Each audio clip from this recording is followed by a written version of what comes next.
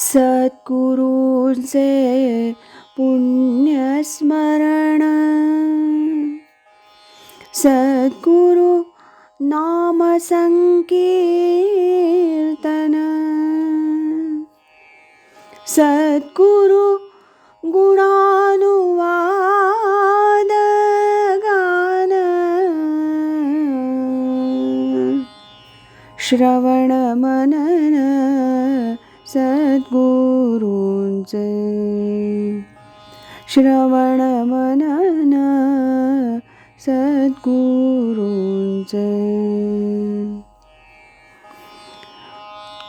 आज ऐकूया स्वामी स्वरूपानंद एक अलौकिक राजयोगी या ग्रंथातील प्रकरण 8 स्वरूपानंद दर्शन.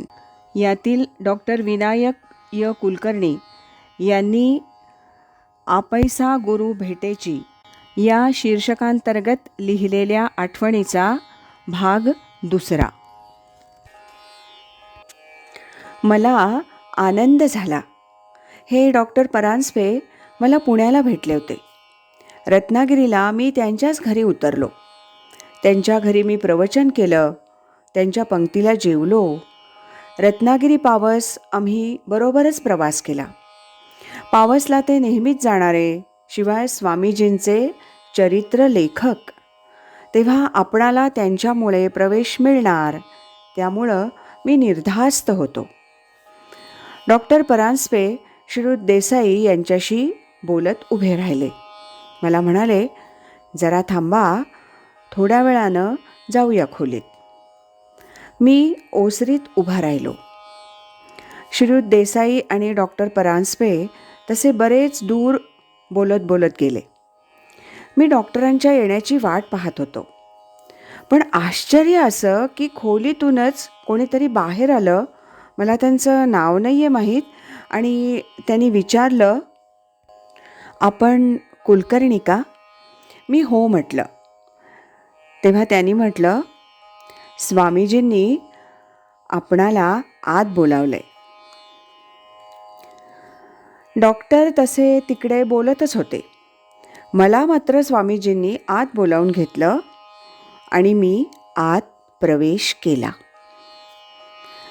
मी प्रबंधलेखन सुरू केलं होतं. 1-2 प्रकरणं झाली पण होती. ते कागद पण मी नेले होते. ते स्वामींच्या पायाशी ठेवले. मी प्रणिपात केला. स्वामीजींनी क्षीण आवाजात विचारलं, काय चाललं आहे? मी PhDच्या प्रबंध लेखनाबद्दल आणि त्या विषयाबद्दल सांगितलं. त्यांनी काही गीता टीका हळू आवाजात उच्चारल्या आणि या सर्व टीका घेणार का हे विचारलं. मी होय म्हटलं. त्यांनी दोन्ही हात उचलून मला आशीर्वाद दिला, प्रसाद दिला. मी सुमारे 4-5 मिनिटातच खोली बाहेर आलो. बाहेर स्वामीजींचं छायाचित्र एका टेबलावर होतं. मी हातातील कागद त्या छायाचित्रापाशी पुन्हा ठेवले.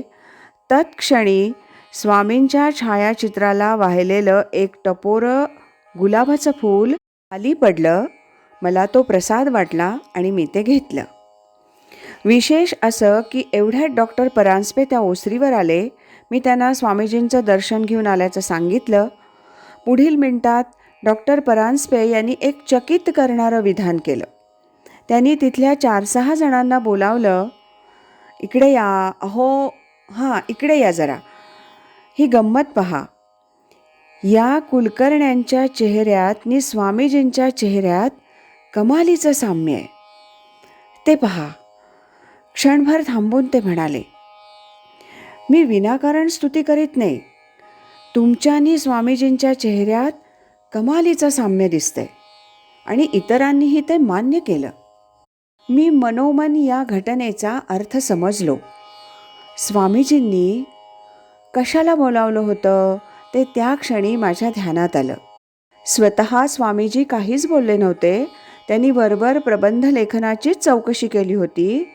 मग मला आठवलं, स्वामी विवेकानंदांना रामकृष्ण परमहंसांनी अशी दृष्टिपातानं दीक्षा दिली होती ये हृदयीचे ते हृदयी घातले, असं केलं होतं. मी विवेकानंद नसेन, परंतु माझ्या आध्यात्मिक लेखनाला आवश्यक तेवढा शक्तिपात स्वामीजींनी केला होता, हे निश्चित. एवढंच नाही तर डॉक्टर परांजपे यांच्या तोंडून त्यांनी सांगितलं, मला हवी तेवढी शक्ती तुझ्यात ओतली आहे. माझ्या मुखावर त्यावेळी इतरांना जाणवणारं स्वामींचं साम्य हा शक्तिपात होता, हे स्पष्ट आहे. त्यानंतर 1-2 वर्ष झाली. माझं प्रबंधलेखन पूर्ण झालं. प्रबंधलेखनापूर्वी मी ज्ञानेश्वरी शेकडो वेळेला वाचली, वेदोपनिषद वाचली, पण जाणवलं की आजपर्यंत न सुचलेला, न रुळलेला काही भाग उलगडत गेला आहे. अर्थात हे कदाचित श्रद्धेनं वाटणं शक्य आहे, पण प्रबंधलेखन पूर्ण झालं. त्यानंतर रंगपंचमी आली. 1974 सालातली रंगपंचमी, त्या सालातील माझ्या दैनंदिनीचं हे पान आपण आता पाहूया. मी दैनंदिनी खरं तर कधीच लिहित नाही, पण त्या दिवशी मात्र लिहिली. ही दैनंदिनी अशी: रंगपंचमीची पहाट, 13 मार्च 1974, सकाळी 4:30 वाजता. स्वामी स्वरूपानंद स्वप्नात आले. आम्ही शिवमंदिरात होतो. शिवाच्या साळुंकेवर धारा चालू होत्या. त्यावेळी स्वामीजींनी झारीतून ते तीर्थ मला 2दा दिलं. मी पाया पडल्यावर माझ्या मस्तकावर त्यांनी हात ठेवला आणि म्हटलं, मी तुझ्यात अवतारपात करणार आहे. म्हणजे काय स्वामी? अरे, आता तुला घाई आहे. तुझी शाळा सकाळची आहे आणि खरोखरच त्या दिवशी सकाळची शाळा होती. तेव्हा केव्हा तरी सांगेन. मी जागा झालो. अवतारपात हा शब्दप्रयोग नवीनच आहे. स्वामीजींनी स्वतः रंगपंचमीचा उल्लेख केला. हे स्वामीजींचं दुसरं दर्शन. मागील वर्षी त्यांनी पावसला बोलावलं होतं, त्याप्रमाणे जाऊन आलो होतो. माझा शिष्य या नात्यानं त्यांनी स्वीकार केला, हे स्पष्ट दिसतंय. पुढील गोष्टी स्वामीजीच जाणोत. शिवमंदिर आणि शिवतीर्थानं नाथ संप्रदायी संबंध स्पष्ट आहे. या दैनंदिनीनंतर मी स्वामीजींना एक कार्ड टाकलं होतं. त्यांना हा स्वप्न दृष्टांत कळवला होता.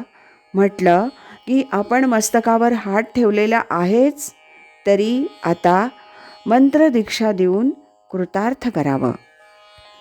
स्वामीजींनी स्वहस्ताक्षरात मला मंत्रही पाठवला. त्यानंतर मला काही यौगिक अनुभवही आले, पण ते सांगावयाची आवश्यकता नाही. स्वामी स्वरूपानंद हे नावही अपरिचित असणाऱ्या माझ्यासारख्यांची त्यांनी निवड करावी, हे माझं भाग्य. ज्ञानेश्वरीची एक तरी ओवी अनुभवावी असं म्हणतात. मी म्हणेन, मला एका तरी ओवीचा अनुभव आहे. आपैसा गुरु भेटेची. होय, गुरु आपैसा भेटतो, तो स्वतः येऊन भेटतो. मला स्वामीजी तसेच भेटले. आपैसा गुरु भेटेची. डॉक्टर विनायक य. कुलकर्णी यांनी लिहिलेल्या आठवणीचा हा होता भाग दुसरा. उद्याच्या भागात आपण मुंबईचे वि.स. पागे यांनी लिहिलेल्या आठवणीचं वाचन ऐकणार आहोत. श्रीमत सच्चिदानंद सद्गुरू श्री स्वामी स्वरूपानंद महाराज की जय. हरि ओम तत्सत.